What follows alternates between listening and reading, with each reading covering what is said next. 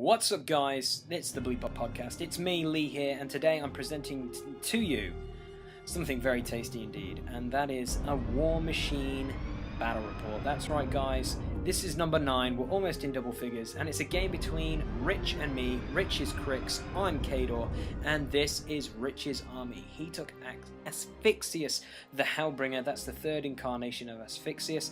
His battle group consisted of a Slayer, a Helldiver, and a Cankerworm, and his rest of his army consisted of Status Raiders, a full unit of those, including the unit attachment, which is the Status Raider Sea Witch, also the Status Raider Captain. You can see what Rich was doing with this list. He also took a full unit of Soul Hunters, and he also took Durg, I think that's how you say, Durg the Wrath, basically the guy who looks like death on a horse for Cryx. And moving on from that, it is my list. That's right, I was playing Khador, and guess what? I took the Butcher of Khador. Why not? It's the Butcher, and yeah, I took the Conquest, which, yeah, it's the Conquest. It's pretty cool, and that was my battle group pretty much. My units consisted of the Great Bears, the full unit of Winter Guard Infantry, the Winter Guard Officer and Standard Bearer, and also Kovnik Joe. Also, with that, I took a full unit of Battle Mechanics. I also took Harlan the Versh and the War Dog, and that was my Khador list. We're playing 35 points, and the scenario this week is a Steamroller 2013 list, which is called Close Quarters. And as you can see, there's an enemy flag and a friendly flag on the board, and basically if you dominate your friendly flag, that means moving your Warcaster up to within 2 inches of it, you get 1 control point. And with the enemy flag, if you gain control of that by just putting troops in there or anything like that, you gain 2 control points, but if you dominate it, you will get 3. So that's a pretty you know, aggressive kind of scenario. It's basically the first player to earn at least 5 control points. If you have more control points within that, the opponent immediately wins the game. So it's basically the first to 5 or even more. And yeah, I can tell you this was a very aggressive game. I can tell you now some of the Steamroller 2013 scenarios which Rich and me have been playing off camera and between us have been very good. They've been very, very decent. So yeah, guys, with that being said, sit back and enjoy. And this is, well, let's just say, a Bleep Up Podcast Battle Report number 9, Cryx v Khador. And we're going to get straight into Cryx, turn 1. Okay, so Cryx turn 1. Asphyxious allocates 1 focus to the Slayer, the Helldiver, and the Cankerworm, and keeps 4 for himself. Asphyxious then moves up the board and casts Mobility, which is models in his control area gain +2 speed and Pathfinder, and it will only cost him 2 focus to cast this spell. He then casts Ashen Veil, giving the Stasis Raiders concealment and giving them a bonus to enemy living models, which is a -2 to hit them while within 2 inches of the witches. This costs him 2 focus to cast. The Status Raiders then activate and they decide to run up the board. And as you can see, they are going straight for that Cryx friendly flag. The Stasis Raider Captain activates and also runs to the Cryx friendly flag. She has Pathfinder, so she just runs through that forest. The Helldiver spends the 1 focus to run, and with mobility still up, giving it +2 speed, he runs a whole 14 inches up the board. The Slayer also runs up the board with mobility, and that makes him run up to 16 inches, but Rich only moves him up to 15 inches. The Cankerworm then activates and, well, runs as well, and with mobility, he runs 16 inches up the board.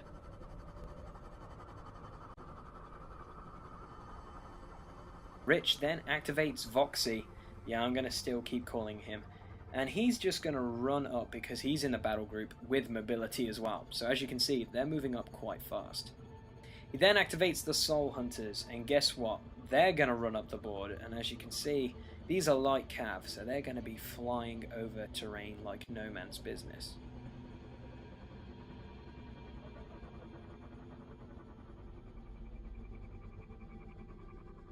And last but not least, Darg. Yeah, I'm just going to call him that.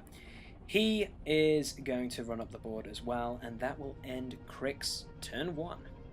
And like most Warmachine games, everything ran up the board.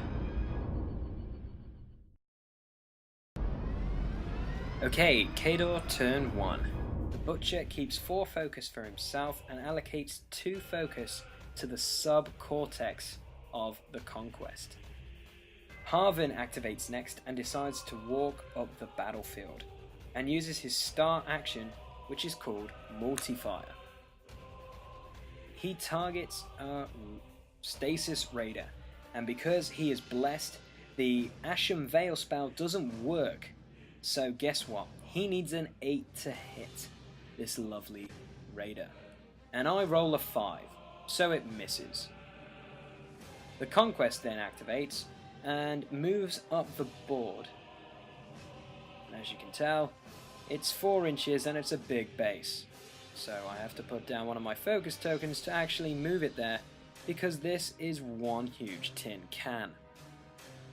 While I'm moving up, I decide to target a Raider, and as you can see, I am definitely within range. I need a 12 to hit, so I boost the damage. Needing a 12, I roll a 10, and unfortunately the scatter goes nowhere important, so I don't record it. Now, possibly the most funniest part of this game.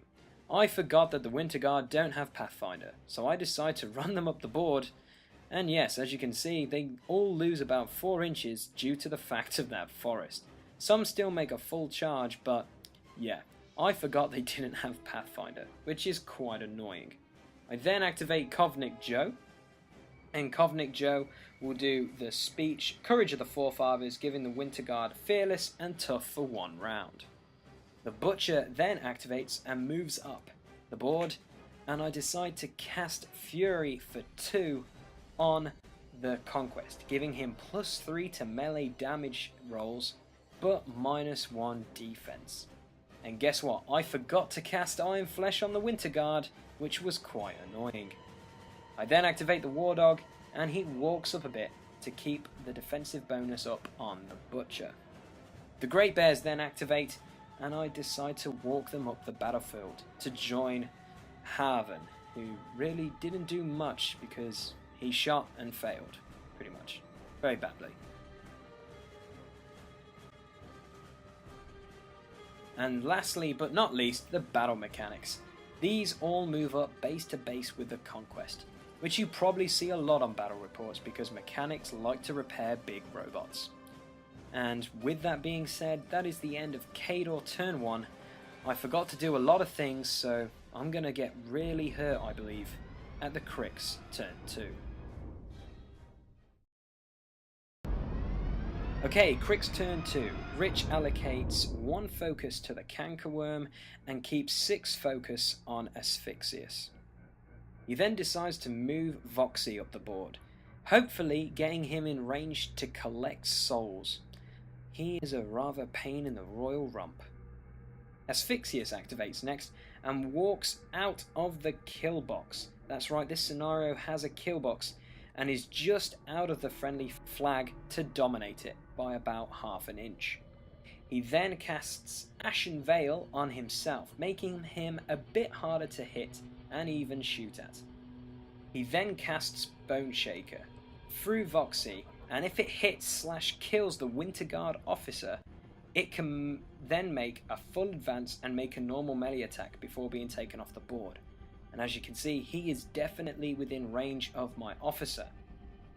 So he needs a 5 to hit it, so he boosts, and he hits him easily.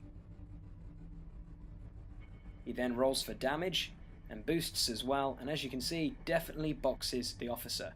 But she is tough. Booyah. The Cankerworm then activates and decides to walk into combat with 2 of the Winter Guard.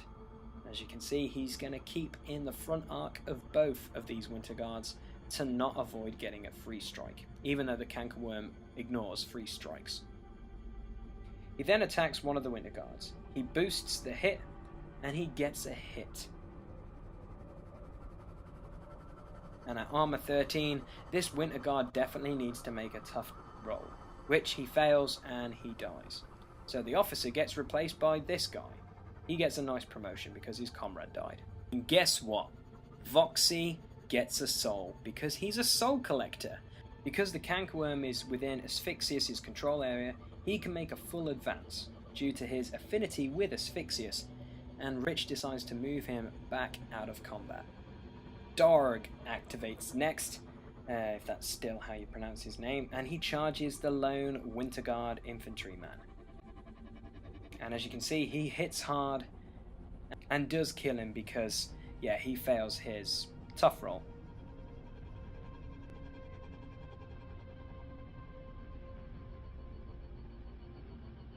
And because he dies, Voxy gains yet another soul. He then casts a spell due to being a battle wizard, and he casts Hellfire on Kovnik Joe. He needs a 5 to hit, and as you can see, he hits hard again. And with the damage roll, he actually boxes Kovnik Joe. So Kovnik Joe has to make a tough roll, which he fails. So he dies. The Soul Hunters activate next and charge the Winter Guard. Some of them are out, but the majority of them are in.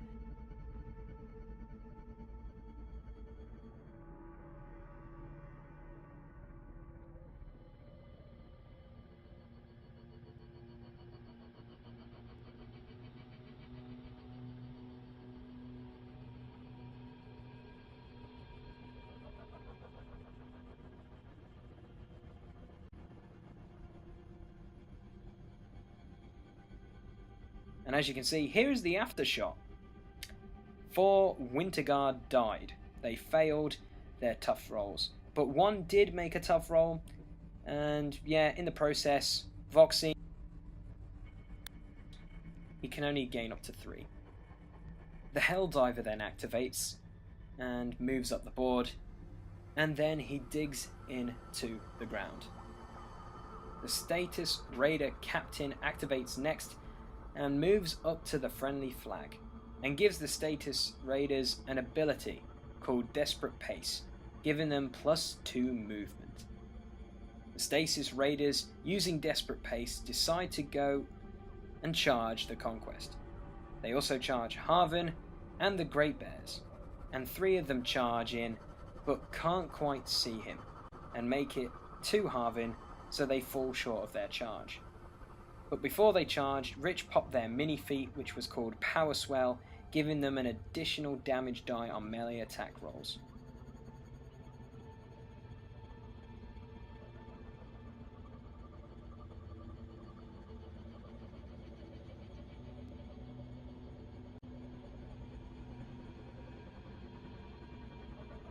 So in the first combat, it's the Raiders against Harvin.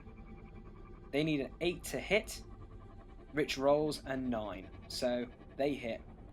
And with all those dice, yeah, Harvin is toast.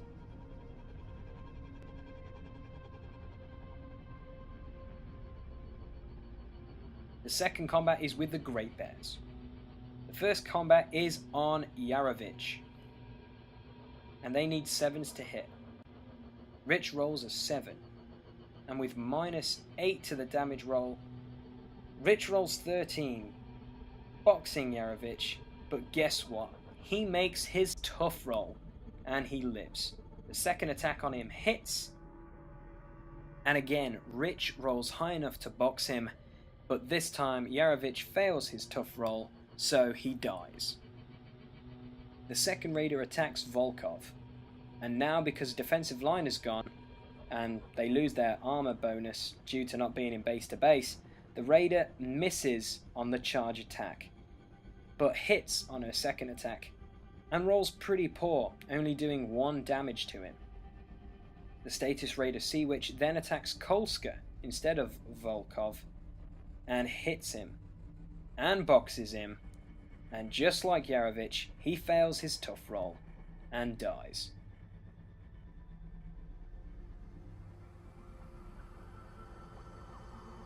Her second attack with her reach weapon targets Volkov, but unfortunately that misses.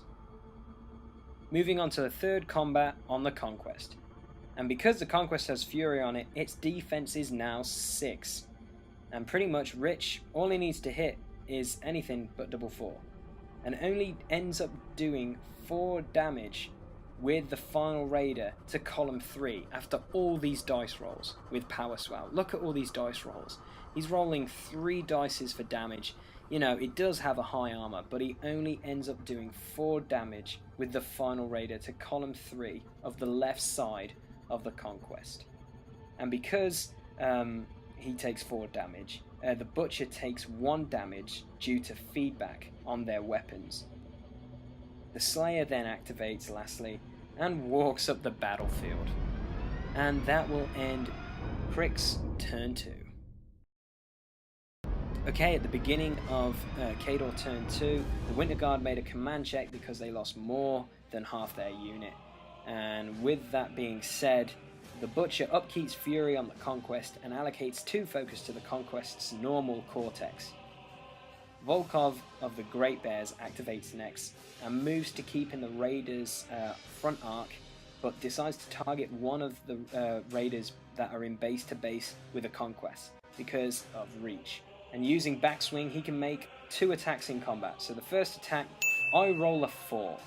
The second attack also misses.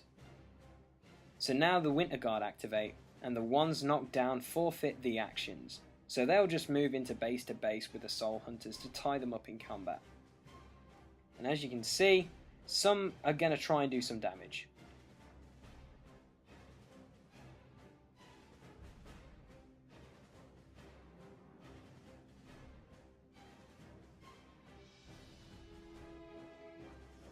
And guess what? There's a double 1. There's another hilarious dice rage. The second Winter Guard hits, and it actually does 3 damage to one of the Soul Hunters. And now I'm doing a combined melee roll on one of the closest Soul Hunters, and guess what? That fails also. Unbelievable. Okay, the Butcher then activates and decides to charge Darg, or however you say his name.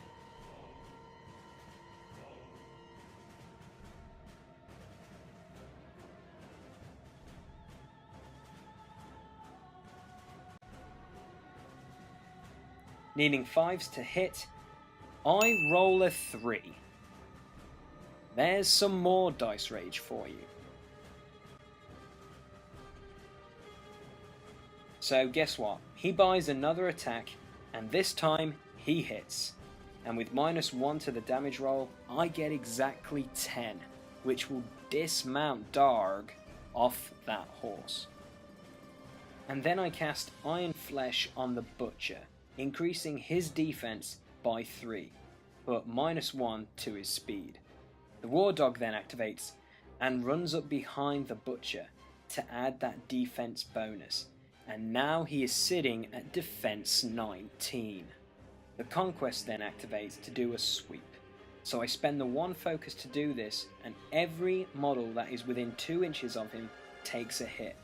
So the first Raider, needing 8s to hit, I miss the first one. I hit the second one, and so she dies.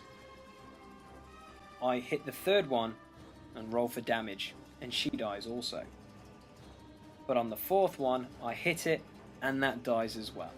So 3 of the 4 Raiders die from the sweep. So I spend the last focus point to buy a normal attack, needing 8 to hit. He hits, and that Raider is going to take a power strength 25 damage roll. Yeah, soon to say that she is definitely dead. The battle mechanics then activate, and some move away from the incoming threat, also known as the Raiders, and some will attempt to repair the Conquest. So the first guy does his repair check. He passes and repairs the Conquest for 6. So the Conquest is back to full health, and that is the end of Khador turn 2.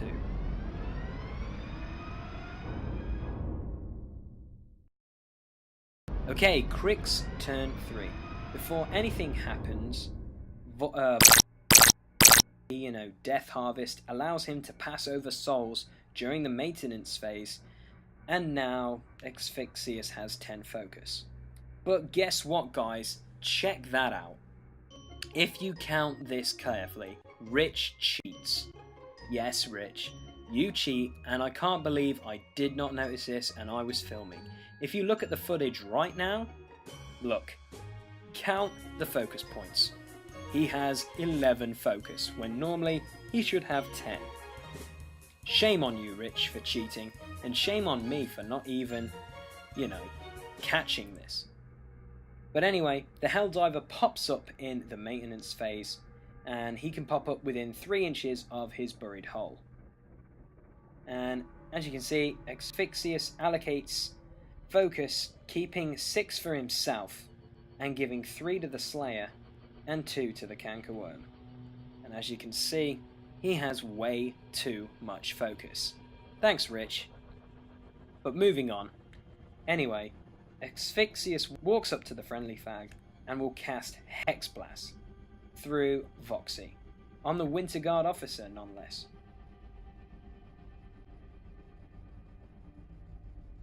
He needs a 5 to cast it, and he casts it.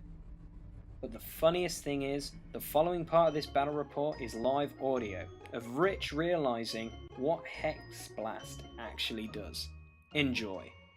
AoE 3 is going to get the Butcher, the Dog, this other Winter Guard with the flag, and my Soul Hunter. Okay, so what does that do? Right, it's all enemy spells. Right, it's... what is it? Hex Blast is power 13, AoE 3.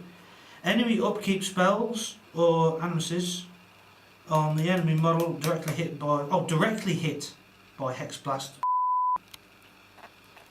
By Hex Blast. Oh, hello.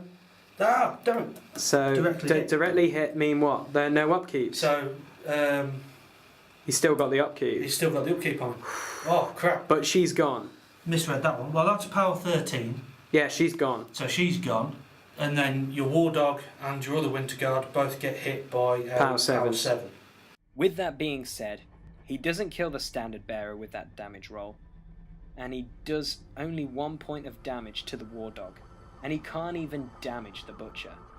And because that was a living model, Voxy gets another soul token. And because Asphyxious has too much focus on him, Rich decides to cast Carnage, which means friendly models gain +2 to their melee attack rolls against enemy models in his control area, which are some of the Winter Guard, the War Dog, the Conquest, and of course, the Butcher. The Helldiver walks into combat with Volkov for his next activation. The last remaining Great Bear. Can he survive? Well, the Helldiver hits and boxes him, but guess what? Volkov is tough. And, well, he's knocked down because he no longer has steady. The Stasis Raiders activate, and as you can see, they are gonna swarm the Conquest.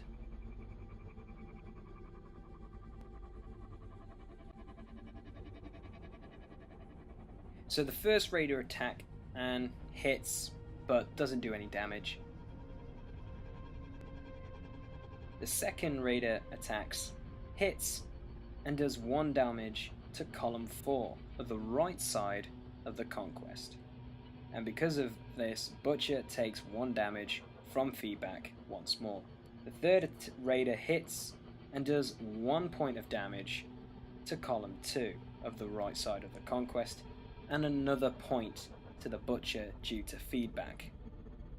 The fourth Raider hits and equals the armor of the Conquest, so does no damage. The last remaining Raiders will attack Volkov, but because he's knocked down, they're just going to be rolling straight up damage.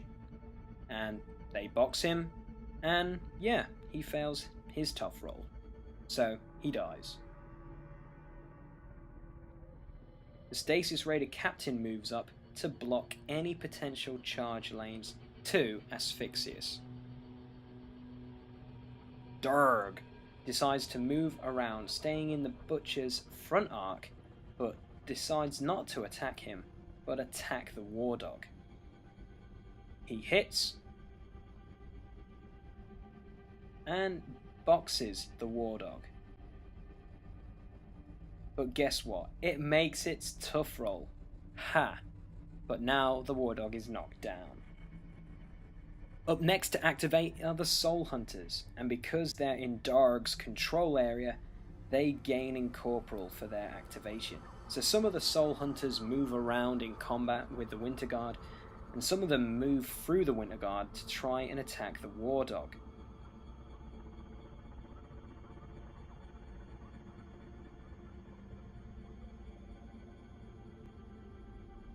The Soul Hunter on the War Dog hits and does box him just. And the War Dog this time fails his tough roll, so the War Dog dies. His second attack actually attacks the Standard Bearer. He hits and also kills that Standard Bearer. The second Soul Hunter attacks a Winter Guardsman, hits and kills another Winter Guard.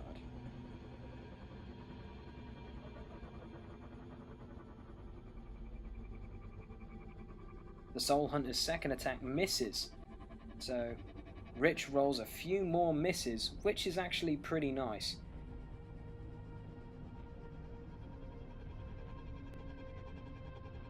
Until he hits a lone Winter Guard infantry soldier, and yeah, he dies. And during this time, Voxy gains more soul tokens for Asphyxius. Rich then activates the Cankerworm and decides to charge the Butcher, boosting to hit, and also the worm will be using its armor piercing attack.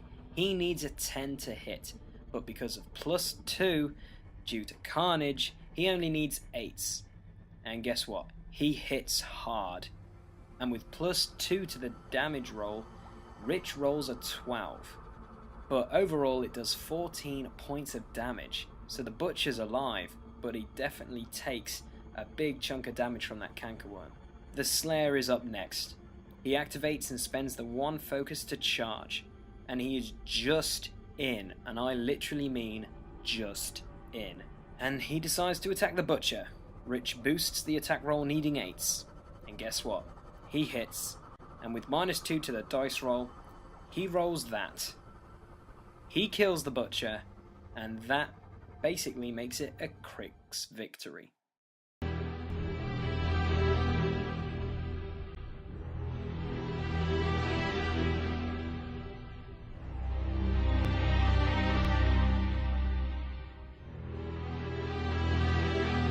So guys, that is a Bleep Up battle report in the books. Rich gets another victory, and yeah, he might have cheated, so you can leave some funny comments below about his focus allocations and maybe that he might need to learn to count. But anyway, with that being said, guys, thank you for watching this video. If you've enjoyed this battle report, don't forget to leave a like. Also leave your comments. Comments are always much appreciated to see if Rich and me have actually done any of the rules correct. And yeah, guys, just to give you a quick update, the next battle report that's coming out next month, we're gonna have Menoth. Yeah, that's right, Menoth versus Retribution. That's right, 2 factions that I actually think are going to do pretty darn good in a battle report. So that's what's going to be coming next month at some point. Keep tuned to watch out for October's content video to find out the dates when they are going to be coming out. And yeah, guys, until next time, leave a like if you like this video, subscribe if this is the first time you've ever seen a Bleep Up battle report, and yeah, if you want to see any more of my content, click that channel link that's on the screen. And yeah, pretty much take care, have a good one, and see you next month for another Warmachine battle report, which will be episode 10. Take care.